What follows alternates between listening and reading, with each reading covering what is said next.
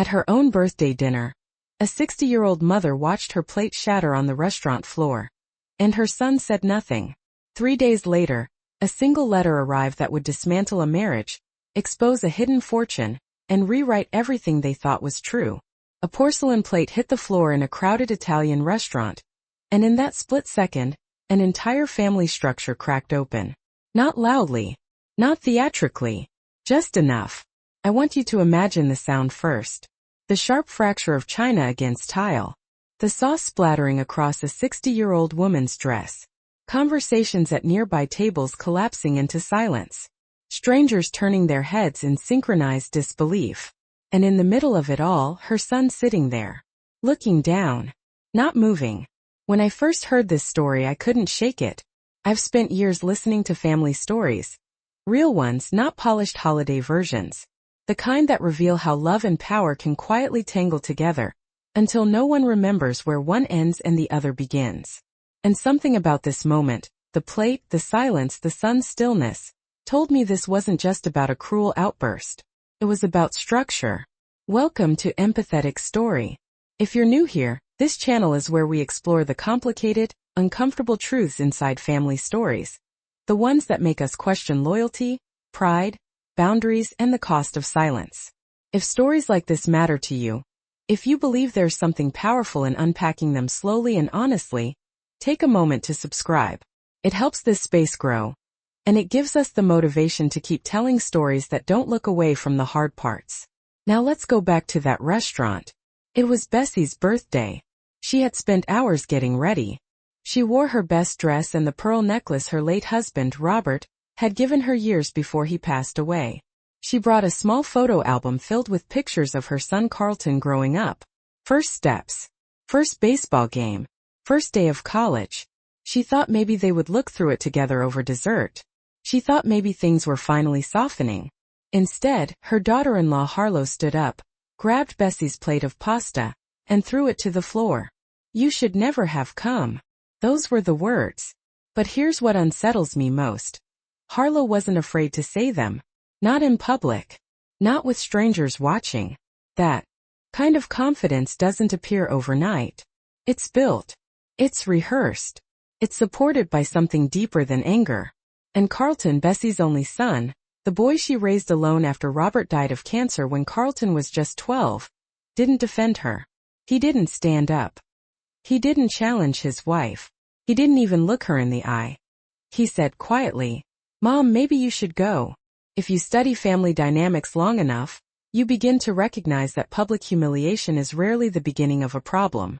It's the visible symptom of something that's been eroding privately for years. I keep asking myself the same question every time I revisit this moment. How does a son get to a place where silence feels safer than protection? Because silence in that moment wasn't neutrality. It was alignment. Bessie walked out of the restaurant with what dignity she could gather. She apologized for ruining the evening. She got into her car and cried alone in the parking lot while inside. Through the window, her son and his wife continued their meal. That image stays with me. Not because it's dramatic, but because it's so painfully ordinary. How many parents have sat in cars outside family gatherings, questioning where they went wrong? How many have replayed conversations, wondering if they were too strict, too protective, too present? That night Bessie didn't sleep.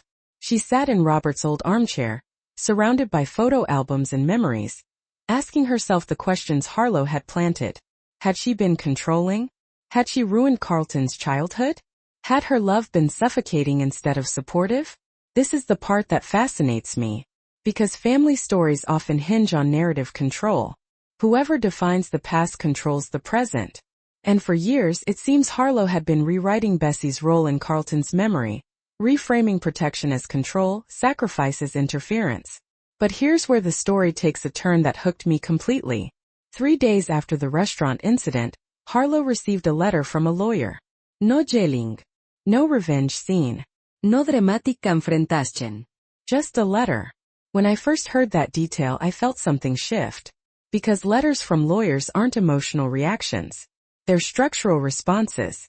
And that's when I realized, the woman who looked small in that restaurant wasn't small at all. She had been quiet. There's a difference. What Carlton and Harlow didn't know What Bessie had kept hidden for years was about to change everything. The house they lived in, the credit card Harlow used freely, the lifestyle they believed was fully theirs. All of it rested on foundations they had never examined. As I share this with you, I don't see a simple villain and victim. I see a family system built on silence, pride, hidden support, and unspoken resentment. And that's what makes this story so powerful to me. Because the shattered plate wasn't the real break. It was the signal. The real fracture was structural. And once structure cracks, illusion doesn't survive for long. If you stay with me, I promise this story will go far deeper than a public humiliation.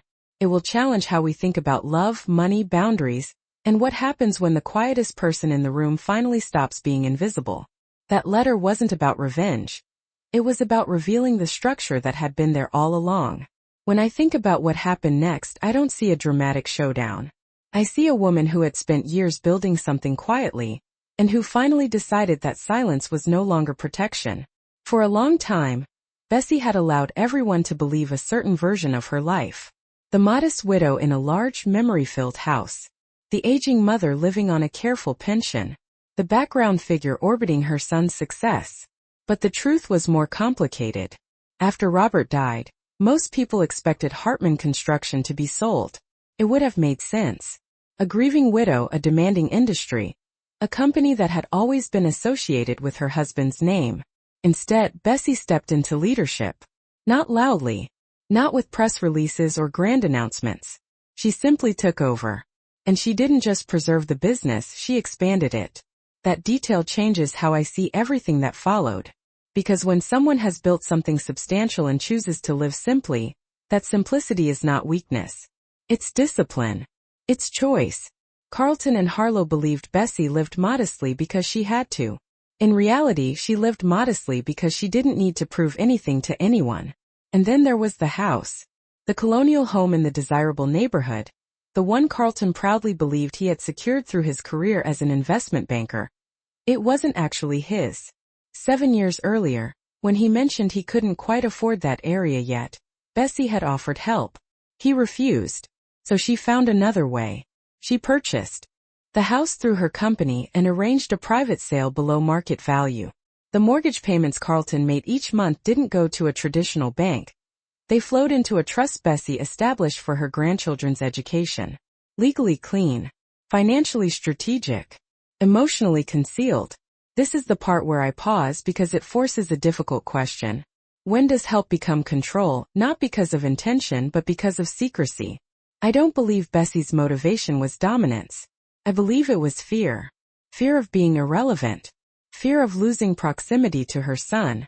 Fear that direct financial help would wound his pride and push him further away. So she constructed an invisible support system.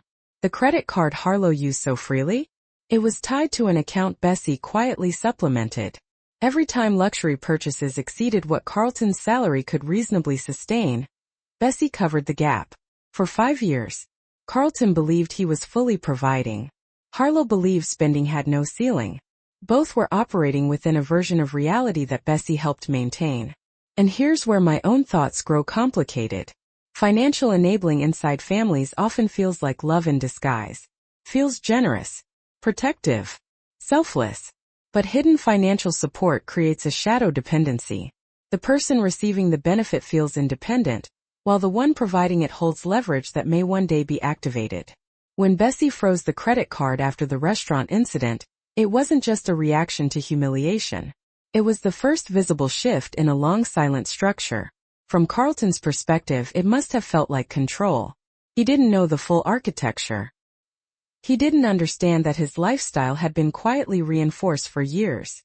So when the reinforcement disappeared, it looked like manipulation. And this is where family stories become deeply layered. Bessie had told herself she was preserving Carlton's dignity.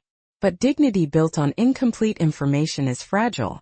When it collapses hard.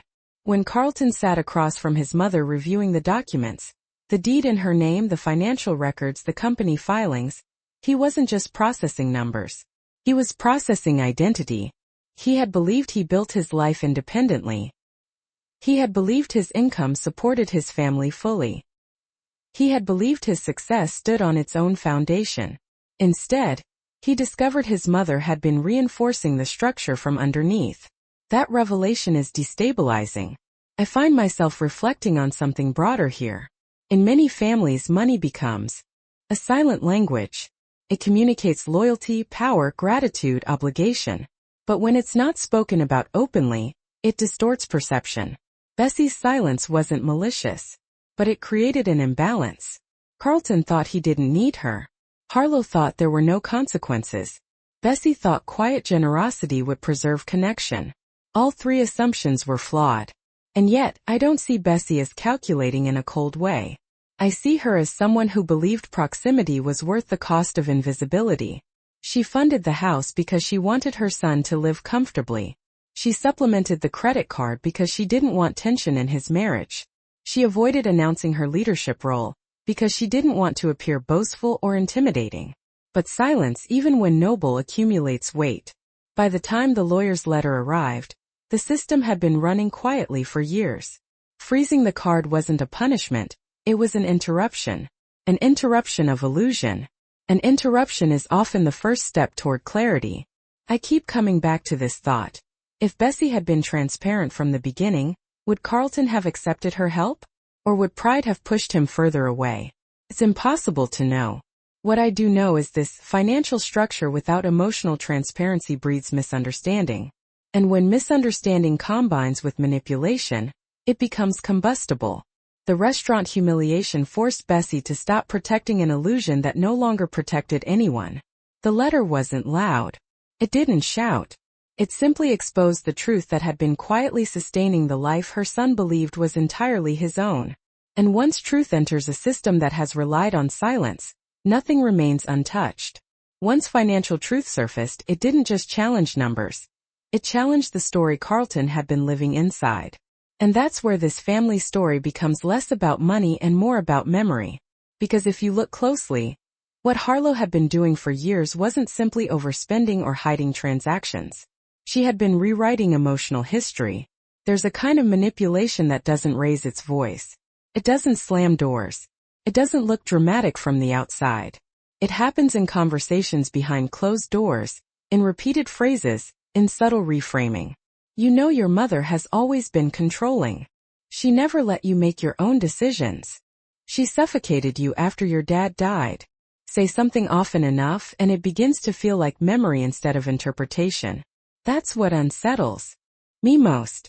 Carlton had grown up with a mother who lost her husband when he was 12.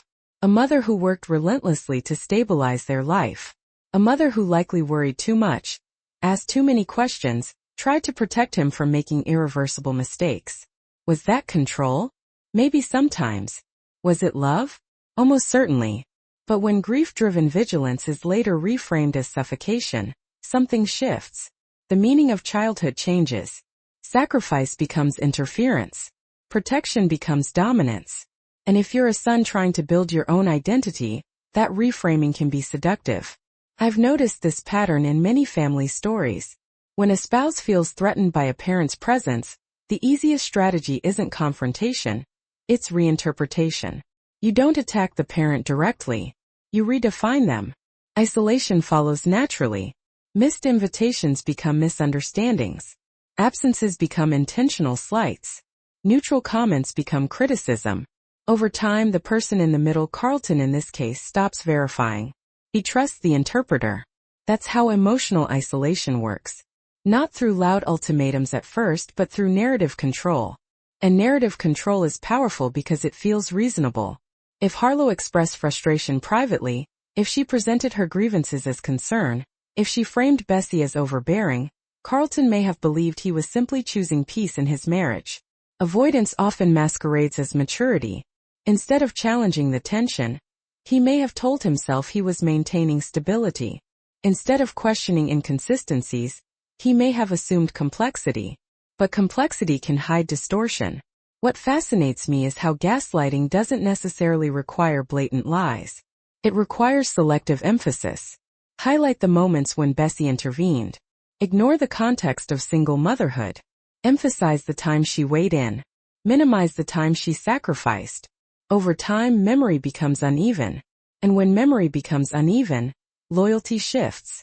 By the time the restaurant incident occurred, the emotional groundwork had already been laid. Harlow's confidence that Carlton wouldn't defend his mother didn't come from guesswork. It came from years of reinforcement. I find myself asking a question that feels uncomfortable but necessary. How often do we accept simplified narratives about the people who raised us because they align with our need for independence? It's easier to grow if the person behind you is painted as restrictive. But the truth inside families is rarely that clean. When Carlton entered therapy, which he had apparently done at some point, that layer adds complexity. Therapy can be deeply transformative, but it works with the material presented. If the material is one-sided, the conclusions may lean in that direction. This isn't about blaming therapy. It's about acknowledging that narrative context matters. If Carlton described his mother as controlling without fully exploring her circumstances, the therapeutic frame may have validated that interpretation. And validation, once received, feels like confirmation. The more I sit with this story, the more I see how isolation isn't always physical. Bessie wasn't banned outright. She was gradually repositioned, from central to peripheral, from trusted to intrusive, from parent to problem. And here's the tragedy. Bessie responded with silence. Not because she agreed, but because she feared confrontation would push her son further away. So she funded quietly, supported quietly, endured quietly. Silence can feel like sacrifice, but silence also creates space for distortion to grow unchecked. When Carlton finally saw the financial documentation, something cracked, not just about money but about narrative consistency. The image of his mother as manipulative began to clash with the image of his wife as transparent. And that's when cognitive dissonance intensifies. Because once one illusion is exposed, others become harder to maintain. The discovery of the secret Bahamas account wasn't just financial betrayal. It was emotional contradiction. The woman who accused his mother of manipulation had been concealing a parallel life. Multiple relationships, systematic transfers, long-term planning. That level of calculation disrupts the earlier narrative. If Harlow had been emotionally overwhelmed, that would be one thing. But evidence suggested strategy, and strategy contradicts victimhood.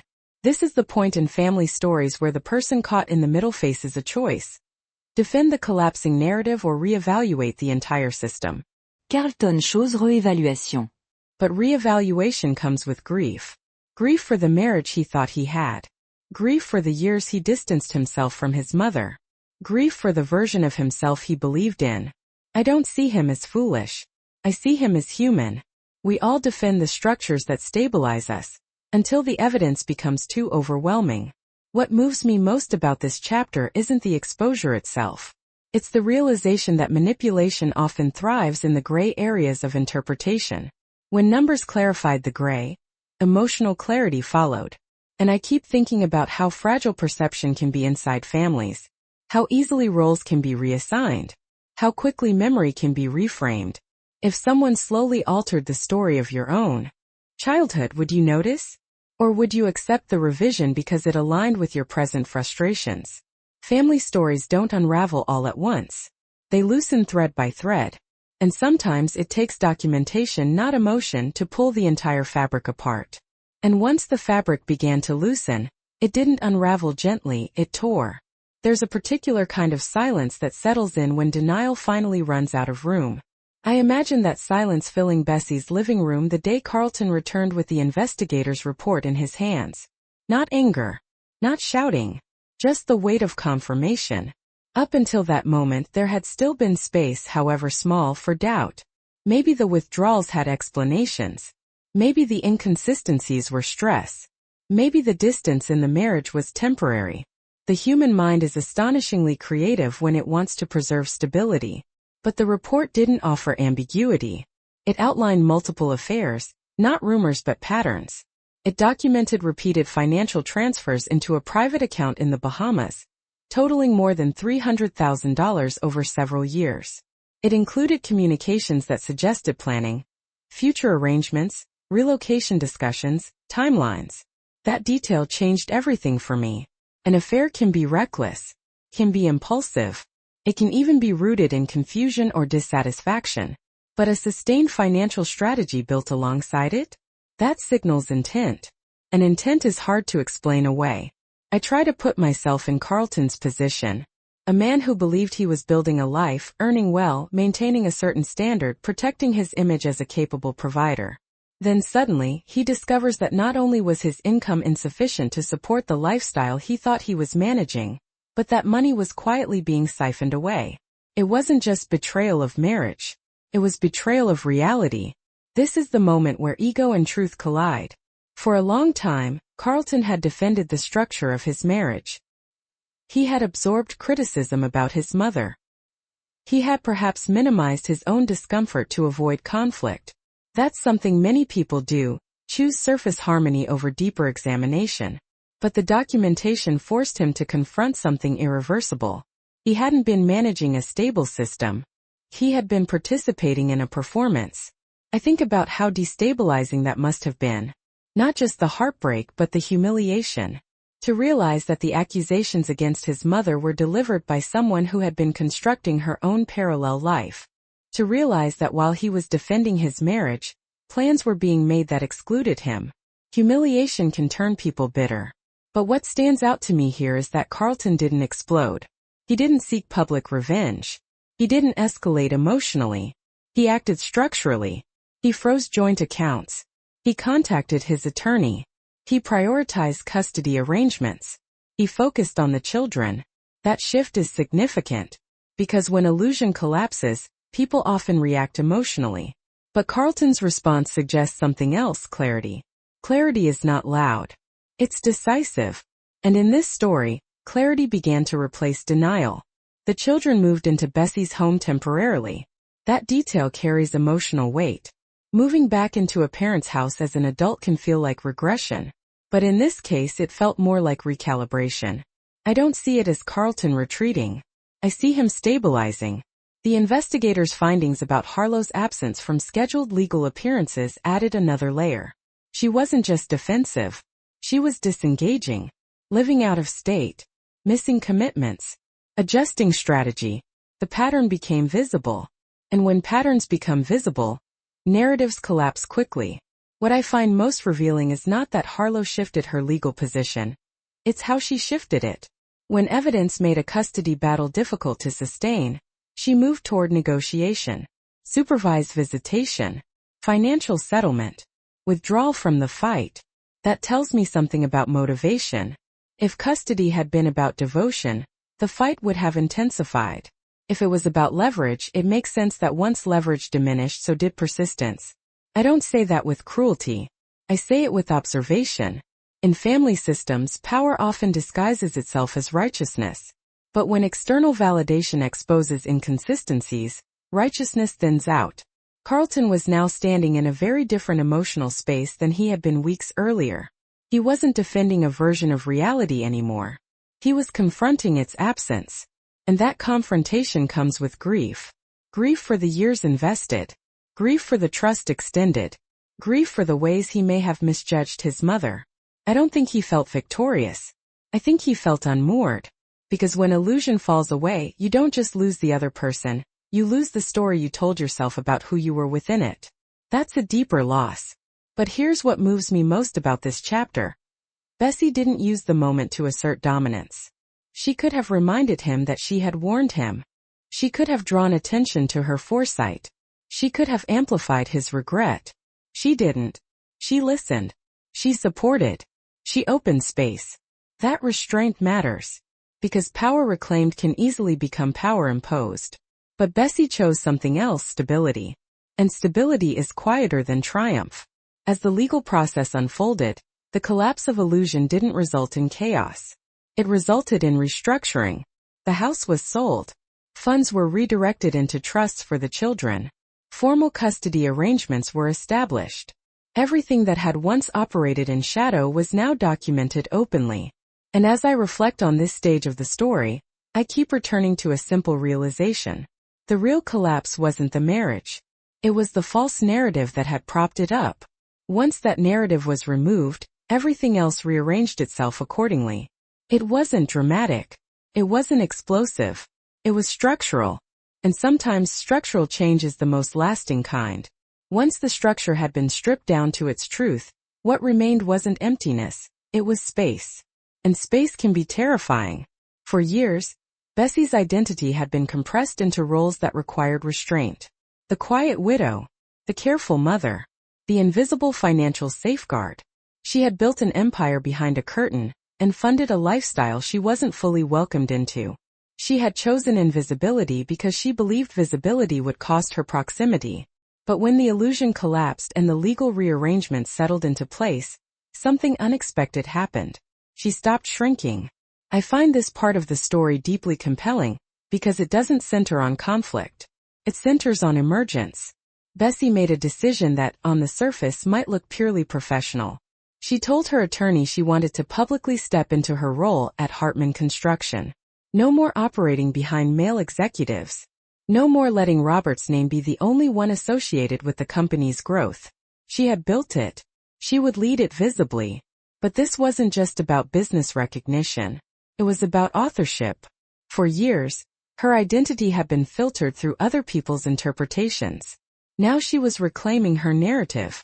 And that shift feels seismic even though it happened quietly. I've noticed something about women, especially older women in family stories. Society often expects them to become smaller with age. Less assertive. Less visible. Grateful for whatever space they're allowed. Bessie rejected that expectation. Not aggressively. Not defensively. Simply by stepping forward. She hosted a dinner party. That detail stays with me because it signals a return to expansion. For years, the large house she shared with Robert had been more museum than home. A place filled with echoes instead of laughter. But now there were guests at the table. Old friends. Colleagues. Conversation that wasn't about crisis. Carlton attended. The children were nearby. Life felt layered again. And then there was David. He wasn't introduced as a dramatic romantic rescue.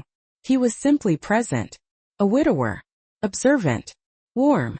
Someone who saw Bessie not as a mother navigating fallout, but as a woman. I think that distinction matters deeply. Because reclaiming identity after humiliation isn't just about proving strength. It's about allowing yourself to exist beyond the wound. Bessie could have become rigid after everything. She could have anchored herself entirely in control and caution. Instead, she allowed laughter. She allowed curiosity. She allowed the possibility of companionship. That's not weakness. That's resilience. Carlton noticed it too. I imagine him watching his mother at that dinner table, realizing he hadn't seen her animated like that in years. There's something humbling about witnessing the full humanity of a parent after you've unconsciously reduced them to a role. This is where the rebuilding became less about logistics and more about relational maturity. The house, once heavy with memory, now felt alive again. Emma's drawings on the refrigerator. Jacob's energy spilling across the living room. Carlton working remotely at the dining table. But here's what strikes me most. Bessie didn't reassert control over this new arrangement. She didn't dictate terms. She didn't remind Carlton of his previous blindness. She didn't use her financial advantage to subtly dominate. Instead, when the conversation about moving arose, she assumed he would want independence. That assumption revealed something tender. She still feared being perceived as overbearing. But Carlton surprised her. He suggested they move together. Not as dependence. Not as retreat. As partnership. That shift feels monumental. Because earlier in the story, financial imbalance had created illusion. Now financial clarity created equality. Carlton insisted on contributing to the purchase of a new home.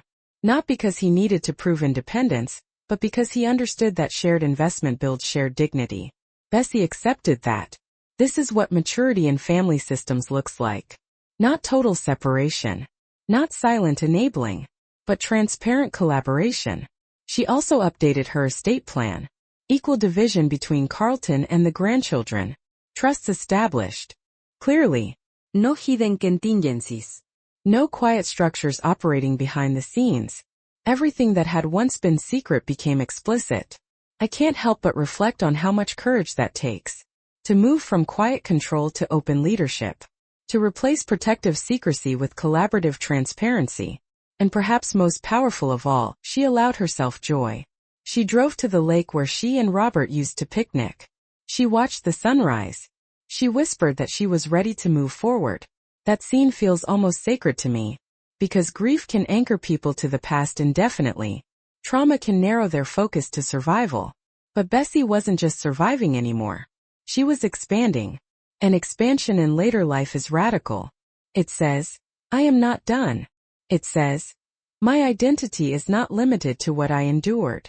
It says, I will not shrink to preserve someone else's comfort. What I find most meaningful is that her transformation wasn't fueled by revenge. It was fueled by clarity. Clarity about who she was. Clarity about what she deserved. Clarity about the kind of family structure she wanted to sustain. When humiliation forced exposure, she could have hardened. Instead, she became more visible. And visibility, when chosen rather than imposed, carries a quiet power. As I sit with this chapter of the story, I keep thinking about how often people wait for permission to live fully again after betrayal. Bessie didn't wait. She reclaimed her company. She reopened her home. She embraced new connection. She redesigned her future. Not because the pain disappeared, but because it no longer defined her. And that, to me, is where rebuilding becomes transformation. Expansion is powerful, but it only becomes sustainable when it is anchored in structure. After Bessie reclaimed her identity and Carlton steadied himself emotionally, the next phase of this family story wasn't dramatic. It was procedural. And I say that with respect, not dismissal, because procedure is where healing either stabilizes or falls apart. The legal process moved forward. Harlow, who once stood firm in confrontation, adjusted her position. Custody demands softened. Supervised visitation replaced bold claims.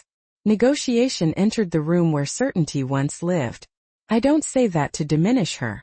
I say it to observe a pattern I've seen before. When power shifts from emotional narrative to documented reality, strategy often changes. Carlton had to decide what kind of man he would be in this moment. He had evidence. He had legal leverage. He had justification for anger. But he also had 2 children watching how adults resolve collapse. He could have pursued maximum retaliation. He could have pushed for criminal charges related to the financial misconduct. Instead, he chose something quieter. He chose resolution over revenge. That choice tells me he had crossed an internal threshold. Earlier in the story, he had been defending illusion. Now he was defending stability. The settlement was not glamorous. It was not triumphant. It was careful. Financial terms were negotiated. Custody was formalized. The house that had once symbolized status and entitlement was sold. The proceeds were redirected into trust accounts for Emma and Jacob. That detail matters deeply. Money that once fueled distortion now funded security. I think often about how families underestimate the importance of clear legal and financial frameworks. We talk about love as if it is enough to hold a system together. But love without structure can become chaotic. Structure without love can become rigid. It's the alignment of the two that creates resilience. Bessie understood that alignment now in a way she hadn't fully embraced before. She updated her estate planning not as a reaction, but as a recalibration. Assets were divided transparently. Trust provisions were clarified. Responsibilities were outlined openly. No more shadow support. No more hidden reinforcements. Everything was documented in plain terms. That transparency didn't reduce warmth. It enhanced trust. Carlton too shifted. He didn't simply accept living under his mother's roof indefinitely. He recognized the importance of partnership. When the idea of a new home emerged, it wasn't about escaping the past. It was about redesigning the future. They searched for a house that allowed proximity without dependency. Separate wings. Shared spaces. Room for children to grow without tension. Carlton insisted on contributing financially. That insistence wasn't pride in the old sense, it was dignity. It was an acknowledgement that equality strengthens relationships. And Bessie accepted that contribution, even though she didn't need it. That exchange is one of my favorite moments in this story. Not because it's dramatic, but because it's mature. In the beginning, financial imbalance had created illusion. Now, financial clarity created mutual respect. The children adapted quickly. Children often do when adults provide stability. Their laughter returned. Their routines normalized. School events replaced courtroom conversations. But what strikes me most about this chapter is the absence of bitterness. Bessie did not frame the settlement as victory. Carlton did not narrate it as conquest. It was simply necessary. And necessary is a powerful word. In family systems, boundaries are often misunderstood as punishments. But boundaries are not punishments, they are design elements. They define what is sustainable. Freezing accounts was a boundary. Formalizing custody was a boundary. Rewriting estate documents was a boundary. Boundaries don't erase love. They protect it from distortion. As I reflect on this part of the story, I'm reminded of how often families avoid formal conversations about money, inheritance, ownership, and responsibility, because those conversations feel uncomfortable. But discomfort delayed is instability amplified. If Bessie had continued operating through secret support, the illusion would have persisted. If Carlton had avoided examining the finances, the deception would have deepened. Clarity required courage. And courage, in this case, looked like paperwork, meetings, signatures, and honest discussions around kitchen tables. I find something deeply human in that image. Documents spread out, coffee mugs nearby, children's voices faint in the background. Life continuing while systems are rewritten. The new home they eventually purchased symbolized more than relocation. It represented intentionality, a choice to move forward without erasing what had happened, a commitment to transparency. Emma and Jacob would grow up in a household where financial conversations were not taboo, where responsibility was shared, where love did not rely on secrecy. That might be the most lasting legacy of all. When I step back and look at this chapter, I don't see a dramatic legal battle. I see a family redesigning itself. And redesign requires humility. Carlton had to admit he had been unaware. Bessie had to admit secrecy had consequences. Both had to accept that love alone was insufficient without clarity. What remains now is not perfection. It is alignment. Alignment between resources and responsibility, between emotion and documentation, between support and autonomy. And in many ways, that alignment is far more powerful than the illusion that preceded it. Because illusions feel comfortable until they collapse. Structures built in truth may feel uncomfortable at first, but they endure. When everything was finally documented, signed, and settled, what remained wasn't a courtroom echo or a dramatic confrontation. It was something far more revealing: perspective. I've sat with this story long enough now that it no longer feels like a shocking family scandal. Feels like a mirror. Because at its core, this was never just about a plate thrown in a restaurant or a hidden bank account in another country. It was about what happens when silence becomes strategy, when pride becomes protection, and when love is confused with endurance. What lingers with me most is not the betrayal. It's the recalibration. Bessie didn't win. Carlton didn't defeat anyone. There was no cinematic moment of public justice. What happened instead was subtler and, in my opinion, far more meaningful. They chose truth over comfort. That choice sounds simple. It's not. Comfort would have been continuing the illusion, letting the lifestyle persist, avoiding the documents, avoiding the confrontation, preserving the image of stability at any cost. Truth required risk. It required embarrassment. It required admitting misjudgments. It required restructuring not just finances but identity. I keep thinking about the moment in the beginning, the shattered plate. First glance, it looks like the breaking point of the story. But now I see it differently. The plate didn't break the family.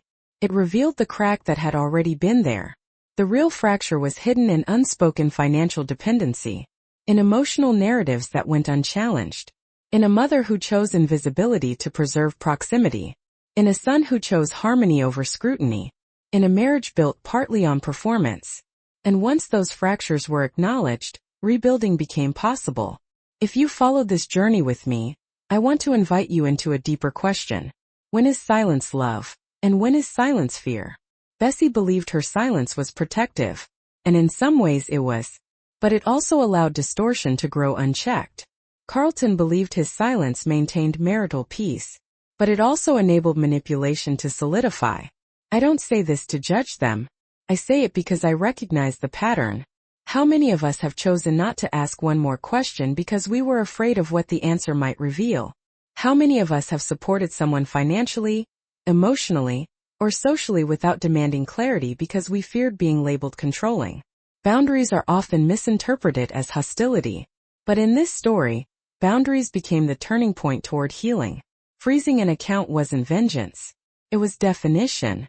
Reviewing documentation wasn't cruelty. It was verification. Updating estate plans wasn't paranoia. It was responsibility. And here's the insight I keep returning to. Love that depends on illusion is fragile. Love that survives exposure becomes resilient. By the end of this journey, the wealth in this family looked very different. It wasn't about square footage or designer spending. It wasn't about status or presentation. It was about alignment. Alignment between truth and action.